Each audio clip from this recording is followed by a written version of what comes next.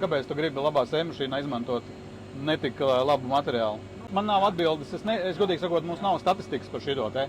Man jāprasa ražotājiem, mums nav bijusi šāda vajadzība. Ja? Bet tai sējmašīnai ir kaut kāda vieta, kur viņa iesūc, atlasā visus tos krāmus? Nav viņai kaut kāda atkrituma kasta? Kāpēc tu gribi labā sējmašīnā izmantot netik labu materiālu?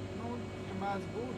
Bet tu zini, ka, ja tu gribi, lai tev viss ir labi, tev nevar viena lieta būt tikai laba. Tev vajag salāgot, sabalansēt to visu. Tāpēc es teiktu, es esmu, pat cik mēs sējam arī izmēģinājumu lauciņus, sēklām kukurūzē. Es esmu strādājis ar, nezinu, jau kaut kādām 30 šķirnēm šitiem pāris gadiem. Ir sēklas, ar kurām rezultāts ir izcils, kur ir singulācija 100%, un ir sēklas, kur ir varbūt 96%. Ja? Un droši vien, ka tas viss ir saistīts arī ar kaut kādiem piemaisījumiem, ar kalibrāciju, ar formu, cik asas ir šķautnes, kaut kādi piemaisījumi. Tas viss noteikti ietekmē rezultātu. Ja? Tāpēc es teiktu, kad ja jūs pārdodat sēklu klientam, pieņemsim, tad ņemiet to vērā, ar ko viņš strādā.